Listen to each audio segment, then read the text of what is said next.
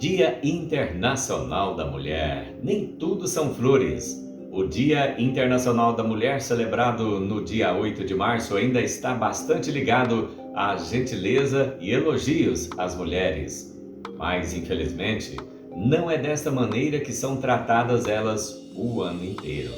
Nesta matéria especial que a gente vai mostrar agora, revela como o contexto social é um fator que favorece o aumento dos índices de feminicídio no Brasil e mostra a importância de se criar soluções eficazes por meio de ações do Estado e também da Justiça.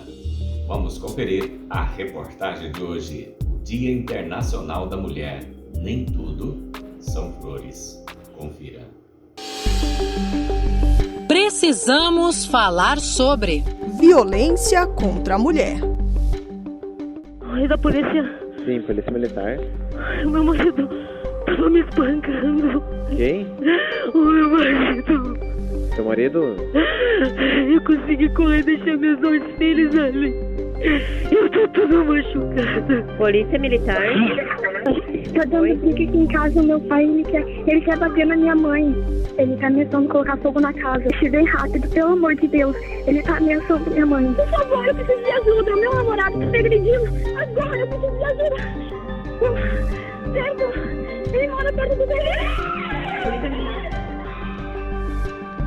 Os áudios que você escutou foram gravados pela Polícia Militar de Santa Catarina e publicados pelo Centro de Apoio dos Direitos Constitucionais do Ministério Público do Paraná.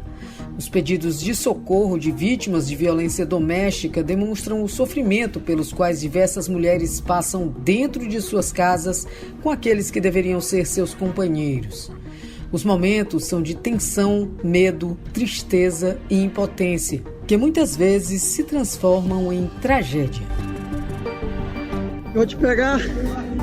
Morreu não? Tu não morreu dessa vez, tu vai morrer depois, viu? Beleza? Tá brincando com o cara errado demais, cara. Tô pronto pra ser seu inimigo, ok? É ameaça não, cara, é um aviso. Eu adoro a concorrência, eu adoro a guerra. Eu sou o rei da guerra, eu adoro. Eu rezo porque eu amo o inferno. Vai, te f... É assim, sob ameaças, que muitas mulheres vivem. Algumas delas são silenciadas até que a sua morte exponha ao mundo seus sofrimentos diários. Outras ainda conseguem contar sua história trágica de relacionamentos abusivos, recheados dos mais diversos tipos de violência. É o caso de Fabiane Siqueira, que quase morreu até conseguir se livrar de vez do homem com o qual casou e teve uma filha. Eu conheci em setembro de 2014. Em novembro de 2015, eu soube que estava grávida. Só a partir daí, a partir da minha gravidez, que a violência ficou explícita.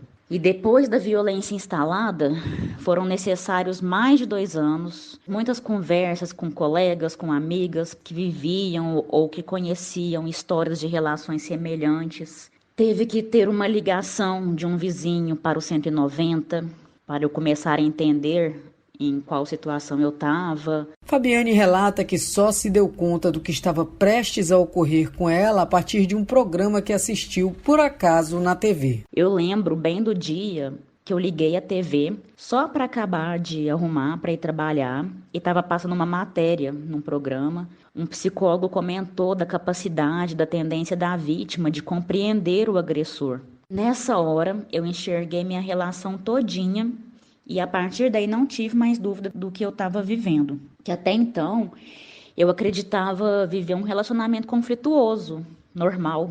Afinal de contas, eu também brigava. Os números de vítimas fatais de relacionamentos semelhantes ao de Fabiane têm aumentado bastante a cada ano. Os índices de violência contra a mulher no Brasil são assustadores e se entrelaçam aos mais diversos motivos. Um relatório da Rede de Observatórios da Segurança, publicado neste início de março, revela que 495 mulheres foram vítimas de feminicídio em 2022. A maior parte dos registros tem como autor do crime maridos e ex-maridos das vítimas, representando 75% dos casos. As principais motivações são brigas e términos de relacionamento. O pano de fundo, como sempre, é uma cultura machista de superioridade do homem sobre a mulher, mas que se junta a diversos outros motivos. Fatores que vão desde uma economia em crise ao aumento do desemprego e à precarização do trabalho, como explica a coordenadora do Movimento Nacional Mulheres em Luta, Marcela Azevedo. Sempre que tem uma crise econômica, se aprofunda o machismo e a violência sobre as mulheres. E nesse momento não foi diferente. Tanto a situação da pandemia quanto o próprio governo Bolsonaro no Brasil intensificaram muito os dados de violência. Todos eles. Violência doméstica, violência sexual, feminicídio. Marcela alerta para os cortes de recursos e ausência de investimento em políticas públicas nos últimos anos. Infelizmente, esses índices eles são combatidos não só com discurso, é preciso investimento em política pública que garanta a vida das mulheres. E o que a gente teve foi um corte de 90% no orçamento de política para as mulheres para esse ano, do governo Bolsonaro, e o governo atual, Lula-Alckmin, não reverteu isso. Então, a gente tem demandas imediatas. A gente precisa lutar, antes de tudo, pela nossa sobrevivência para garantir uma existência digna. Não é só por ser a maioria entre os trabalhadores informais e os desempregados que as mulheres são as principais vítimas da precarização e da violência. Também não é esse o motivo pelo qual mulheres negras sofrem ainda mais com a falta de oportunidade de ascensão profissional e salários menores, mesmo desempenhando a mesma função de uma mulher branca ou até mesmo de homens brancos e negros. A violência de gênero e o racismo se cruzam não por acaso. Há uma razão de existir essa intersecção dentro de um sistema que transforma diferenças em desigualdades para aprofundar ainda mais a exploração e o lucro. O estado mais negro do país, a Bahia, ocupa o 3º lugar no ranking de assassinatos de mulheres, segundo a Rede de Observatórios de Segurança. Para a promotora de justiça e coordenadora do Núcleo de Enfrentamento às Violências de Gênero em Defesa dos Direitos das Mulheres do Ministério Público da Bahia, Sara Gama, a atuação da instituição em conjunto com outras entidades é fundamental para cessar as violências de gênero e raça. Quando a gente fala nos Objetivos de Desenvolvimento Sustentável para o mundo, não pode se esquecer que não haverá mundo desenvolvido enquanto não houver paz nos lares. As mulheres precisam viver em paz, precisam viver sem violência e faz parte da nossa atuação como detentor único da ação penal incondicionada, que é a grande maioria das ações que envolvem a violência contra as mulheres, atuar em prol de todas as vítimas de violência de gênero no estado da Bahia. A construção do Dia Internacional da Mulher está relacionada a uma sucessão de acontecimentos.